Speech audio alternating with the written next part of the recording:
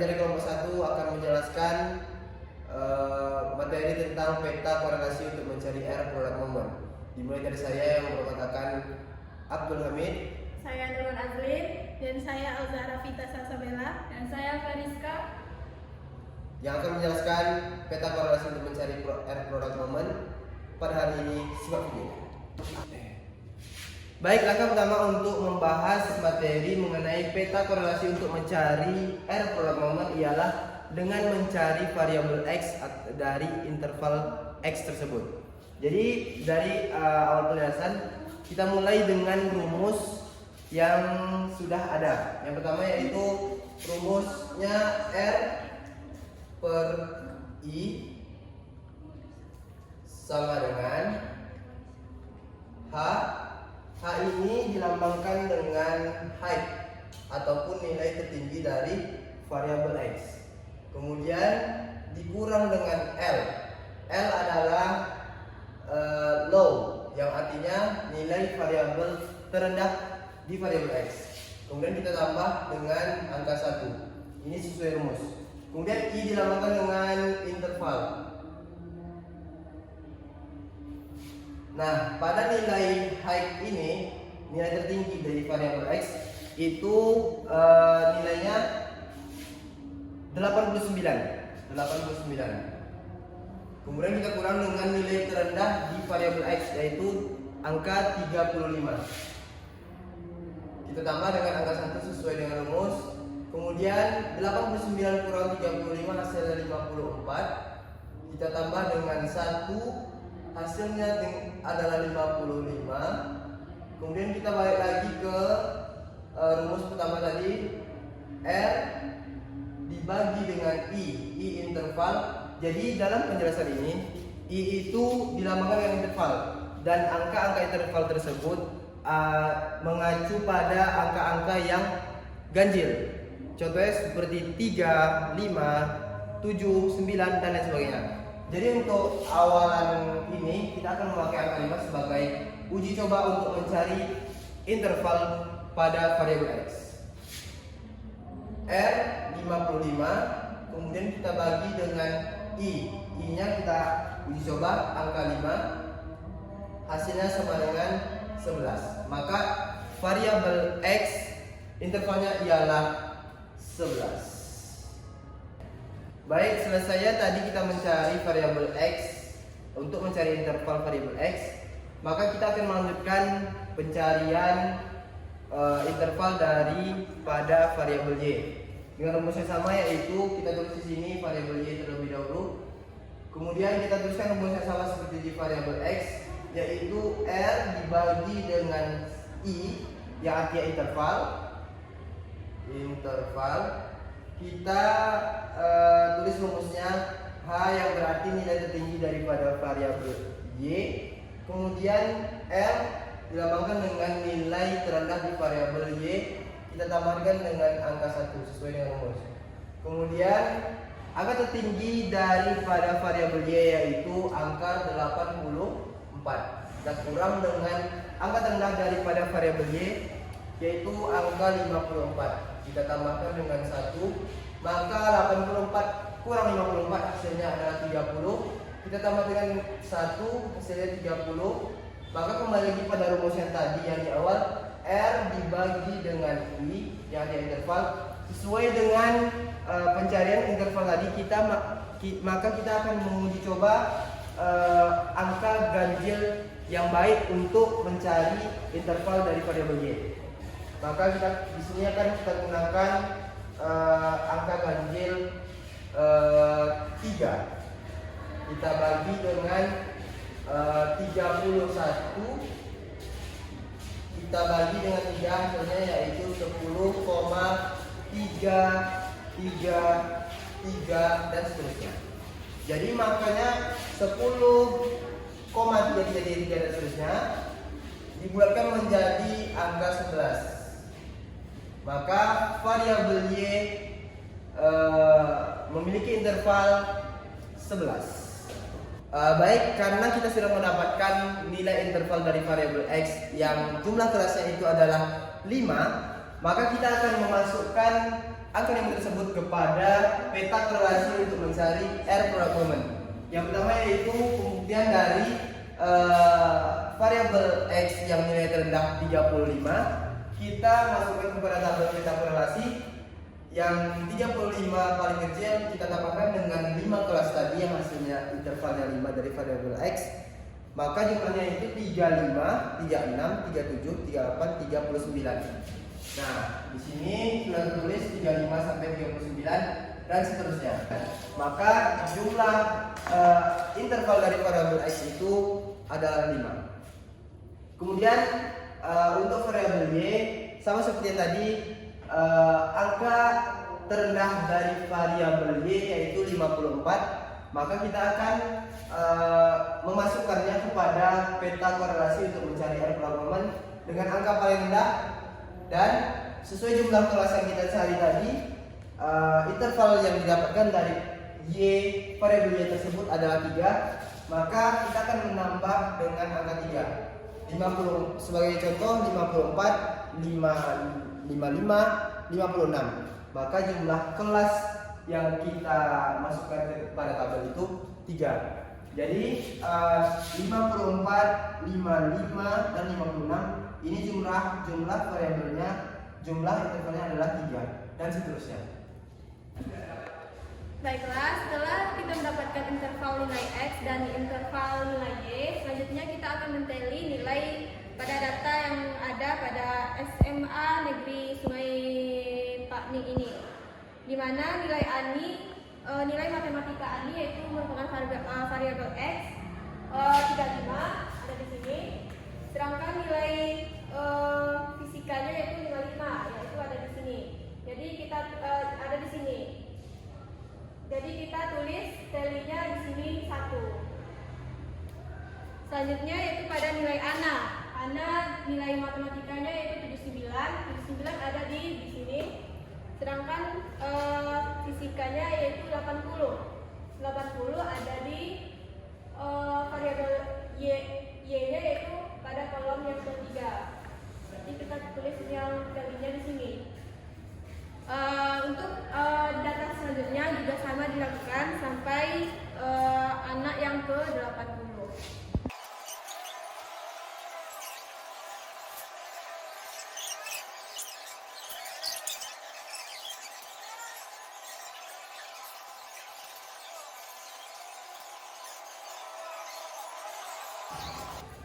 Baiklah, setelah kita selesai menteli semua data, kita akan menjumlahkan hasil teli tersebut di kolom tersebut. Misalnya nih, pada kolom 35 yang X sampai 39, pada kolom baris variabel Y nilai 54 sampai 56 nilainya 1. Begitu juga sampai pada kolom X nilai 85 dan kolom Y 84 sampai 86.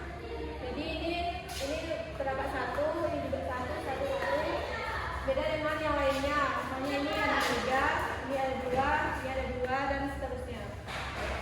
Nah, setelah kita menteli dan menjumlahkan hasil teli tersebut, kita akan mencari nilai Fx. Di mana nilai Fx ini adalah hasil dari jumlah teli yang ada di atas. Misalnya nih, dari kolom ini terdapat 1 teli, berarti Fx-nya 1. Sedangkan kolom yang kedua terdapat 3 hasil teli, berarti ditulis 3.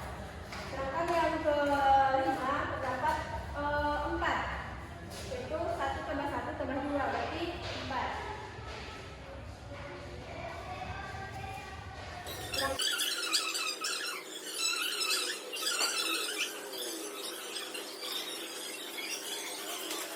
Kita jumlahkan berdasarkan data yang ada, yaitu sebanyak N-nya berarti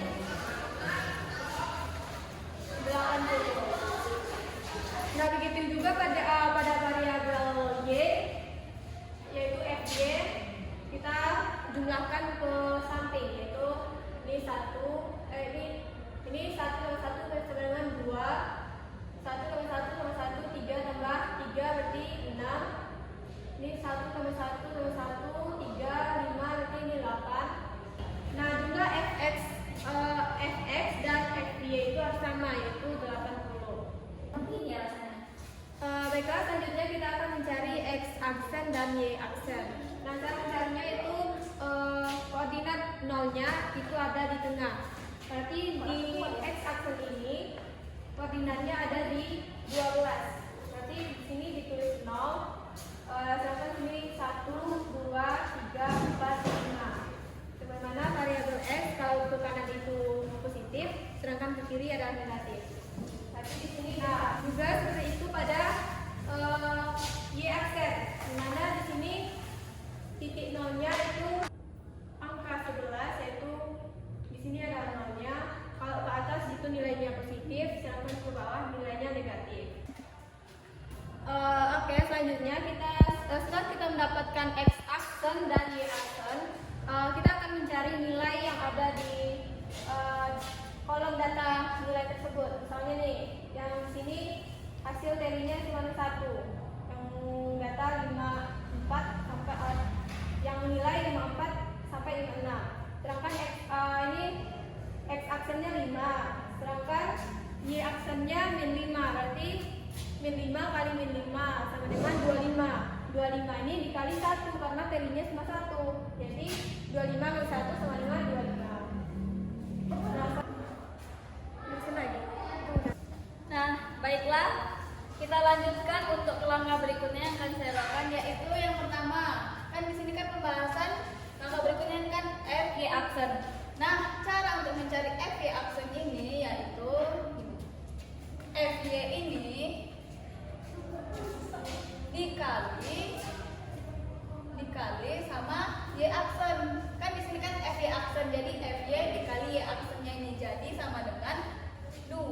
Misalnya kalau pertama nih kan 2 dikali 5. Maka di sini 2 kali 5 hasilnya kan adalah 10 kan. Nah, jadi kita letak di sini 10. Kemudian juga seperti yang di bawah ini, jadi F Y aksennya 6 kali 4 sama dengan 24. Kemudian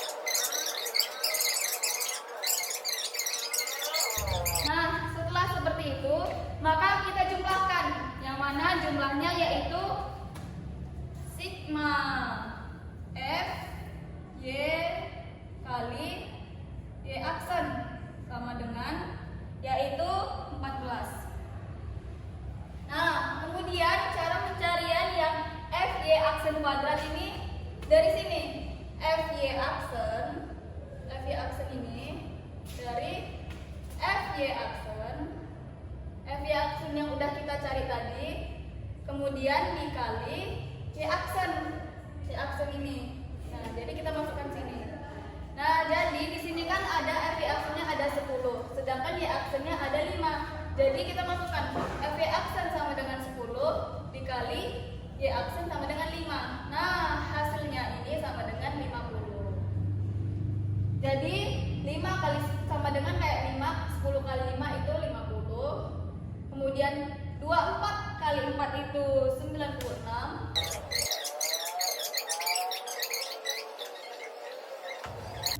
Kemudian kita jumlahkan, yaitu F Y aksen dikali Y aksen sama dengan 492. Nah, kemudian untuk nyari X aksen dan Y aksen ini, caranya kita lihat dari sininya. Di sini kan ada 20 sama 25. Kita jumlahkan. Jadi 20 ditambah 25 sama dengan 20 tambah 25 sama dengan 45. Kemudian ini juga kita jumlahkan 4 tambah 8 12 tambah 12 24. 24 tambah 32 56. 56 tambah 20 76.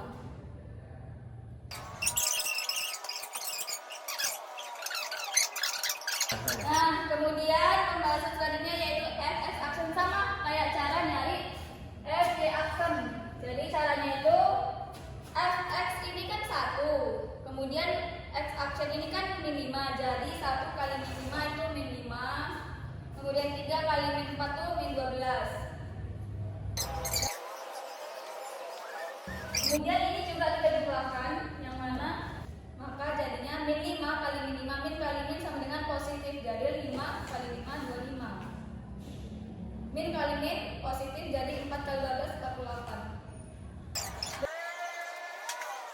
kita jumlahkan lagi. Sigma F X aksen kuadrat sama dengan 447. Kemudian yang terakhir sama dengan kayak X aksen dan Y aksen tadi kayak yang di atas sana, yaitu kita cari yang ini. Ini kan di situ kan tadi ada 20 tambah 25. Sedangkan di sini cuma satu, jadi cuma satu. 25 kita turunkan. Kemudian ini seperti halnya juga 12 tambah 16 28. Kemudian 28 tambah 20 48. Kita turunkan. Kemudian dijumlahkan, maka hasilnya itu kan tadi X aksen dikali Y aksen. Maka hasilnya 368. Nah, yang perlu diketahui, pokoknya intinya antara X aksen awal dan Y aksen awal dan X aksen dan Y aksen yang kedua ini harus seimbang. Ini harus seimbang, yang mana nanti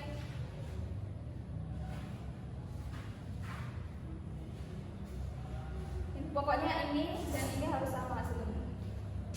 Barulah data tersebut bisa dibilang normal.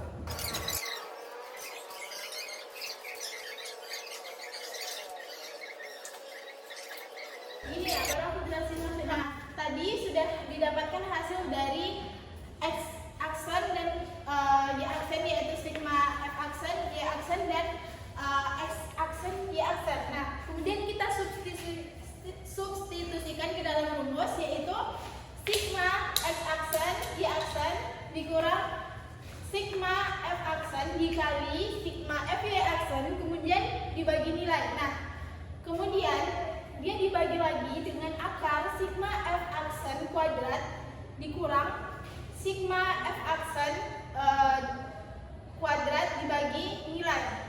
Nah, kemudian itu dikali dengan sigma F Y aksen kuadrat dikurang sigma F Y aksen dibagi nilai dan itu kuadrat. Nah, kemudian kita masukkan angkanya. Sigma X aksen Y aksen itu adalah 368 dikurang sigma F X aksen yaitu 47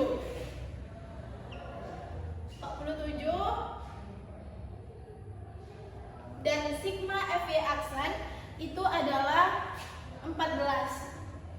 Kemudian dibagi nilainya yaitu 80. Kemudian dibagi sigma F X aksen kuadrat yaitu 447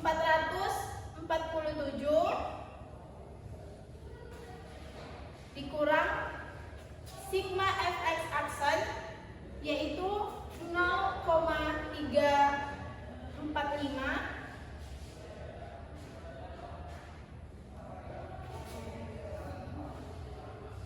salah lagi anjay, gimana, coba ulang lagi sekali lagi. Nah, tadi setelah didapatkan hasil dari sigma FY dan sigma FX, kemudian X aksen, Y aksen, kita substitusikan ke dalam rumus.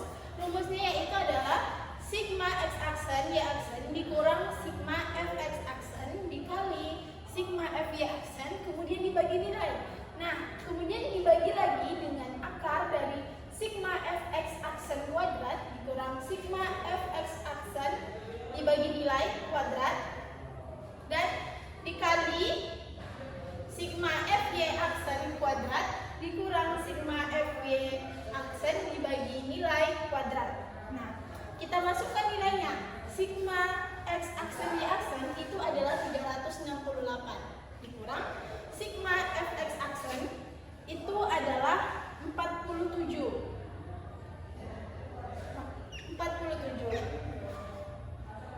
dan sigma FY aksen itu adalah 14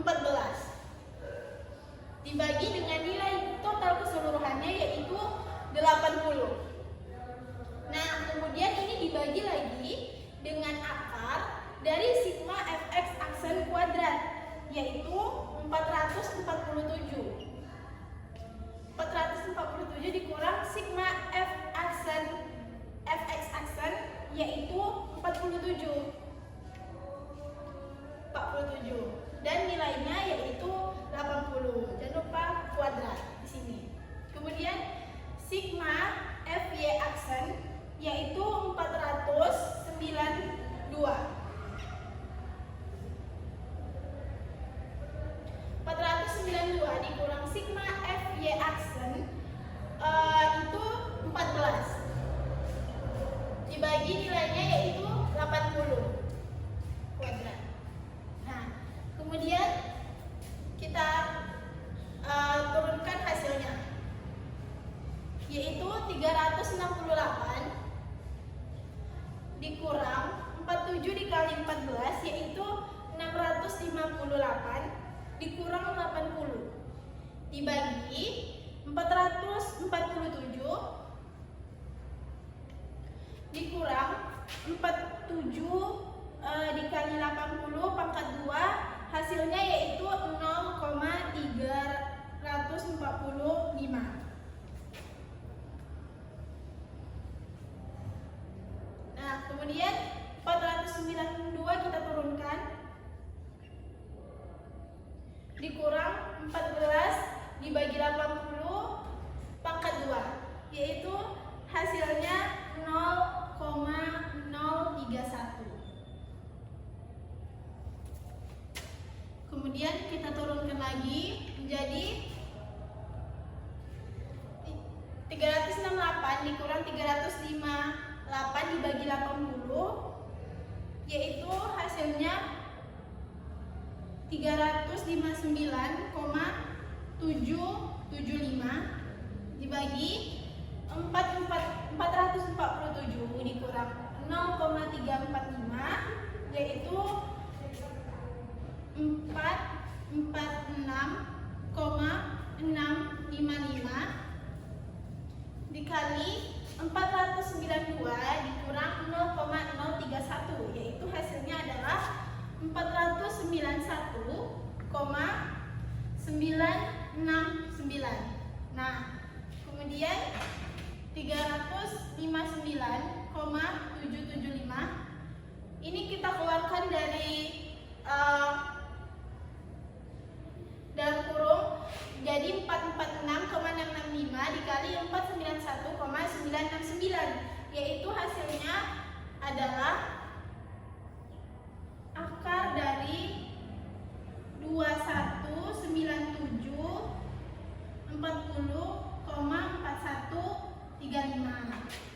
Nah, kemudian kita keluarin dulu angka ini dari akar yaitu 359,775. Nah, akar dari 2197,40,4135 yaitu adalah 468,765.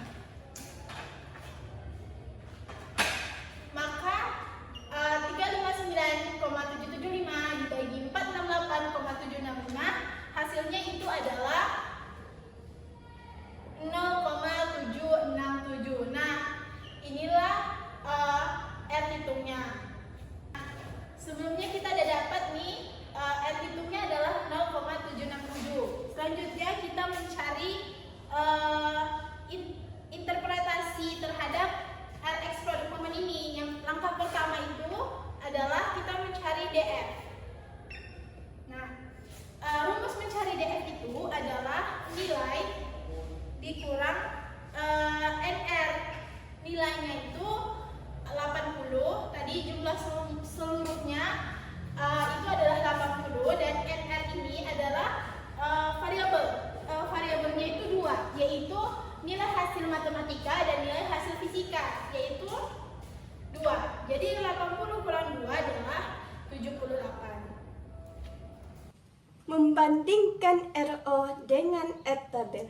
Dengan RXY 0,767 jelas lebih besar dari R tabel pada taraf signifikan 1% maupun taraf signifikan 5%, sehingga dapat disimpulkan bahwa HA diterima, sedangkan hipotesis nihil atau biasa kita sebut dengan HO itu ditolak. Jadi yang terjadi itu dapat disimpulkan bahwa adanya korelasi positif yang signifikan antara variabel X dengan variabel Y. Baiklah, langkah yang terakhir yaitu kesimpulan. Kesimpulan yang dapat kita ambil adalah yang pertama, adanya korelasi positif yang signifikan antara nilai matematika dengan nilai fisika siswa SMA Negeri Sungai Takning. Yang kedua, tinggi rendahnya nilai fisika mempunyai hubungan yang kuat dengan nilai matematika. Tingginya nilai matematika selalu diikuti oleh tingginya nilai fisika. Namun sebaliknya, rendahnya nilai matematika selalu diikuti oleh rendahnya nilai fisika siswa SMA Negeri Sungai Takning.